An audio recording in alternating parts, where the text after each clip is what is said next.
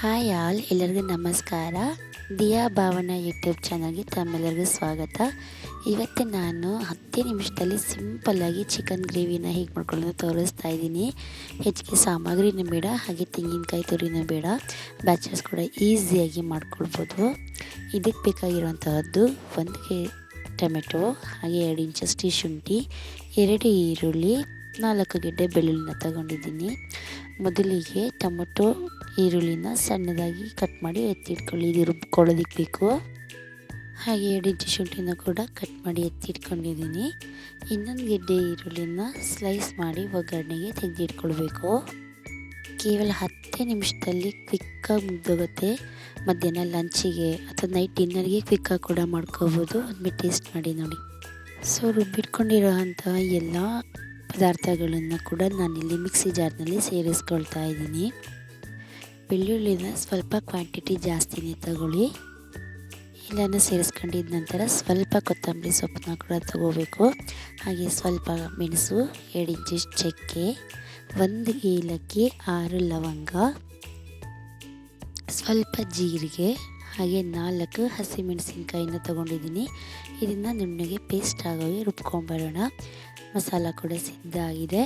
ಈಗ ಚಿಕನ್ ಒಗ್ಗರಣೆ ಹಾಕ್ಕೊಳ್ಳೋಕ್ಕೆ ಸ್ವಲ್ಪ ಎಣ್ಣೆನ ಸೇರಿಸ್ಕೊಂಡು ಎಣ್ಣೆ ಕಾದ ನಂತರ ತೊಳೆದಿಟ್ಕೊಂಡಿರೋಂತಹ ಚಿಕನ್ನ ನೀರನ್ನ ಹಿಂಡಿ ತೆಗೆದು ಚಿಕನ್ನ ಎಣ್ಣೆಗೆ ಸೇರಿಸ್ಕೊಂಡು ಸ್ವಲ್ಪ ಕಲರ್ ಚೇಂಜ್ ಆಗೋಗಿ ಬಾಡಿಸ್ಕೋಬೇಕು. ನೋಡ್ತಿರ್ಬೋದು, ಕಲರ್ ಕೂಡ ಚೇಂಜ್ ಆಗ್ತಾಯಿದೆ. ಈಗ 1 ಹಿಡಿಯಷ್ಟು ಕಲ್ಲುಪ್ಪನ್ನು ಕೂಡ ಸೇರಿಸ್ಕೊಳ್ತಾ ಇದ್ದೀನಿ. ನಂತರ 1 ಟೇಬಲ್ ಸ್ಪೂನ್ ಅಷ್ಟು ಅರಿಶಿನ ಪುಡಿನ ಕೂಡ ಸೇರಿಸ್ಕೊಂಡೆ. ಇದೆಲ್ಲ ಕೂಡ ಚೆನ್ನಾಗಿ ಮಿಕ್ಸ್ ಆಗೋ ಹಾಗೆ ಕೈ ಆಡಿಸ್ಕೊಳ್ಳಿ.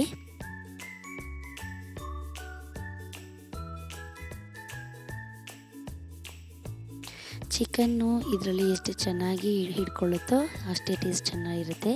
ನಾನಿಲ್ಲಿ ಮೊದಲಿಗೆ 1 ಟೇಬಲ್ ಸ್ಪೂನ್ ಅಷ್ಟು ಚಿಲ್ಲಿ ಪೌಡರ್ನ ಹಾಕಿದ್ದೆ. ಇದು ಸೇರಿ 2 ಟೇಬಲ್ ಸ್ಪೂನ್ ಆಗಿದೆ. ಸ್ವಲ್ಪ ನಾನಿಲ್ಲಿ ಖಾರ ಜಾಸ್ತಿ ಮಾಡ್ಕೊಳ್ತಾ ಇದ್ದೀನಿ. ನೀವು ಖಾರನ ನೋಡಿ ಹಾಕ್ಕೊಳ್ಳಿ. ಇದೆಲ್ಲ ಆದ ನಂತರ ಹೆಚ್ಚಿಟ್ಕೊಂಡಿರೋಂತಹ ಈರುಳ್ಳಿನ ಕೂಡ ಸೇರಿಸ್ಕೊಳ್ತಾ ಇದ್ದೀನಿ. ಮುಂಚೆನೇ ಈರುಳ್ಳಿ ಹಾಕೋದ್ರಿಂದ ನೀರು ಬಿಟ್ಕೊಬಿಡುತ್ತೆ. ಅದಕ್ಕೋಸ್ಕರ ಈ ಥರ ಲೇಟಾಗಿ ಹಾಕಿದ್ರೆ ನೀರು ಕೂಡ ಬಿಟ್ಕೊಳ್ಳೋದು, ಚಿಕನ್ ಕೂಡ ಎಣ್ಣೆಲಿ ಕ್ಲೀನಾಗಿ ಫ್ರೈ ಆಗುತ್ತೆ. ರುಬ್ಬಿಟ್ಕೊಂಡಿರೋಂಥ ಮಸಾಲೆನೂ ಕೂಡ ಸೇರಿಸ್ಕೊಂಡು ನಾನು ಎಲ್ಲನೂ ಹೊಂದ್ಕೊಳ್ಳೋಗೆ ಮಿಕ್ಸ್ ಮಾಡ್ಕೊಳ್ತಾ ಇದ್ದೀನಿ. ಇದು ಎವರೆಸ್ಟ್ ಕಲರ್ದು ಚಿಲ್ಲಿ ಪೌಡರು. ಬೇಕು ಅಂದರೆ ಹಾಕ್ಬೋದು, ಇದು ಆಪ್ಷನಲ್ಲು. ನಾನು ಖಾರ ಜಾಸ್ತಿ ಹಾಕ್ತೀನಿ, ಮೊದಲೇ ಹೇಳಿದ್ದೆ ಅಲ್ವಾ. ನೀವು ಖಾರ ನೋಡಿ ಹಾಕ್ಕೊಳ್ಳಿ.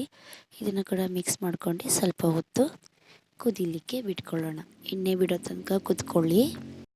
ಇದು ಕುದ್ದಿದಾದ ನಂತರ 1 ಟೇಬಲ್ ಸ್ಪೂನಷ್ಟು ಧನಿಯಾ ಪೌಡರ್ನ ಸೇರಿಸ್ಕೊಂಡು ಮಿಕ್ಸ್ ಮಾಡ್ಕೊಳ್ತಿದ್ದೀನಿ. ಬೇಗನೆ ಮಿಕ್ಸ್ ಮಾಡ್ಕೊಳ್ಬೇಕು, ಇಲ್ಲ ತಳ ಹಿಡ್ಕೊಂಡ್ಬಿಡುತ್ತೆ. ಸೊ ಇದೆಲ್ಲ ಹೊಂದ್ಕೊಂಡಿದ್ದ ನಂತರ ಎಷ್ಟು ಕನ್ಸಿಸ್ಟೆನ್ಸಿ ಬೇಕೋ ನೋಡಿ ಸ್ವಲ್ಪ ನೀರನ್ನ ಆ್ಯಡ್ ಮಾಡ್ಕೊಂಡು ಚೆನ್ನಾಗಿ ಮಿಕ್ಸ್ ಮಾಡ್ಕೊಂಡು ಎತ್ತಿಟ್ಕೊಳ್ಳಿ. ಇದರ ನಂತರ ಆಚೆ ಅವ್ರದ್ದು ಗರಂ ಮಸಾಲಾನ ಅರ್ಧ ಟೇಬಲ್ ಸ್ಪೂನು, ಹಾಗೆ ಅವ್ರದ್ದೇ ಆಗಿರುವಂತಹ ಚಿಕನ್ ಮಸಾಲ ಕೂಡ ಅರ್ಧ ಸ್ಪೂನ್ನ ಸೇರಿಸ್ಕೊಳ್ತಾ ಇದ್ದೀನಿ. ಇದು ಜಸ್ಟ್ ಫ್ಲೇವರ್ಗೆ ಅಷ್ಟೇ, ಹಾಕಲೇಬೇಕು ಅಂತೇನಿಲ್ಲ. ಬೇಡ ಅಂದರೆ ಸ್ಕಿಪ್ ಮಾಡ್ಕೋಬೋದು. ಈಗ ಅರ್ಧ ಕಪ್ಪಷ್ಟು ನೀರನ್ನ ಕೂಡ ಸೇರಿಸ್ಕೊಂಡು ಕುದಿಲಿಕ್ಕೆ ಎತ್ತಿಟ್ಕೊಳ್ಳೋಣ. ಲಿಡ್ ಕ್ಲೋಸ್ ಮಾಡ್ಕೊಂಡು 5 ಮಿನಿಟ್ಸ್ ಕುದಿಲಿಕ್ಕೆ ಬಿಟ್ಕೊಳ್ಳೋಣ. ಎಲ್ಲ ಕುದ್ದಾಗಿದ್ದ ನಂತರ ನೋಡ್ತಾ ಇರ್ಬೋದು, ಎಣ್ಣೆ ಕೂಡ ಕ್ಲೀನಾಗಿ ಬಿಟ್ಕೊಂಡಿದೆ.